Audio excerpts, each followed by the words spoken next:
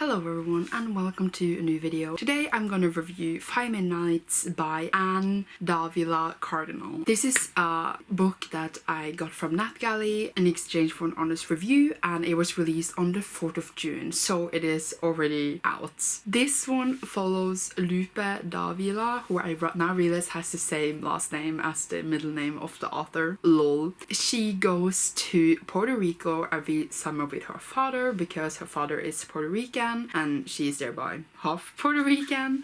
She lives with her uncle and aunt. This year her father is not going with her. Her uncle is the chief of the police, and currently they're in the middle of the case where two, I would say kids because they just turned 18, been brutally murdered, and there is like a murder case going on, and of course they are investigating it and want to know why people are being murdered, obviously. We also follow Javier, who has been living on the island for his whole life.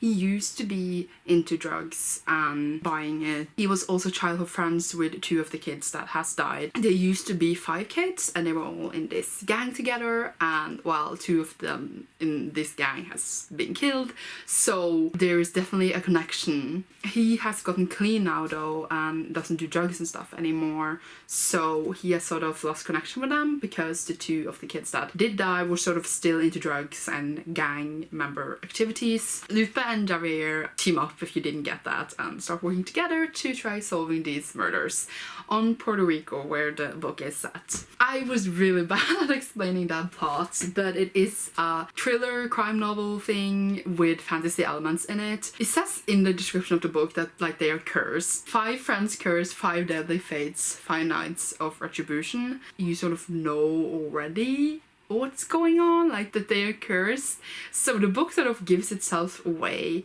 And I think that was my main issue with the story, is that you already sort of know what's going on, and there's really never a point in the story where you're surprised by the revelation you're getting. You know why it's happening, and there's never a question in the story if they're gonna stop what's happening. It's more about when they're gonna stop what's happening. The plot itself and murder mystery was kind of really boring. It was never scary or surprising or horrific.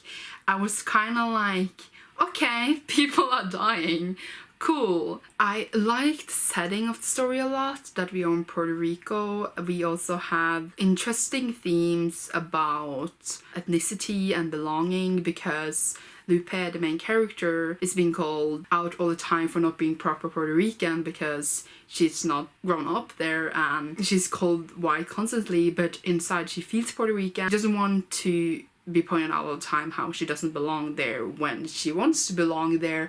And there's interesting thoughts and also an ongoing discussion always about belonging and with your looks and what are you? Where do you come from? Who knows? Who cares? There was interesting thoughts and commentary upon all that, but I can't say how accurate it was and how well the Puerto Rican presentation was, because obviously I'm not Puerto Rican. If you're from there, or if you have family from there, you want a story about it and the story set there, then maybe you will really enjoy it and relate to it. I hope you can. But yeah, that was definitely my favorite part of the story, of Lupa's inner thoughts about where she did belong and how she felt about being there and her family and her identity. There's also, as I said, an underlying theme of like drugs and gang activities and like the kids going into things like that really young because it's really hard for them to get opportunities because of where they live, etc.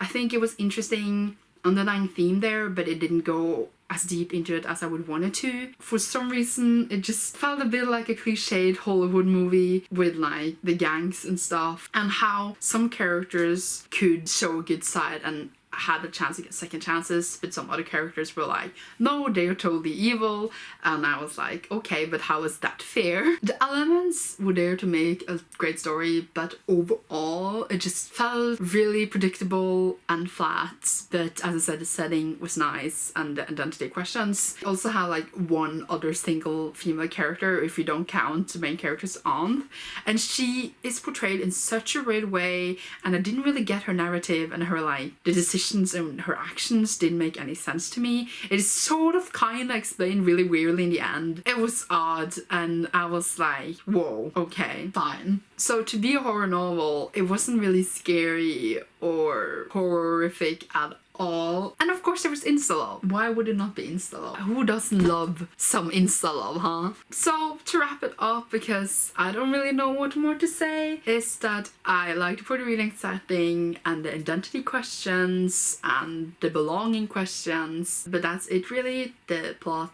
was meh. It was not scary. It was a horror novel, but it didn't feel like one. It felt like a long stretched out, trying to go into the seriousness of drugs romance novel. So yeah, not really in my taste. But it had a few okay moments, so I gave it 2 out of 5 stars, because I feel that's an accurate rating for my feelings towards this book. I think that wraps this up pretty nicely. Thank you so much for watching this video. You will see me soon in a new video. Bye!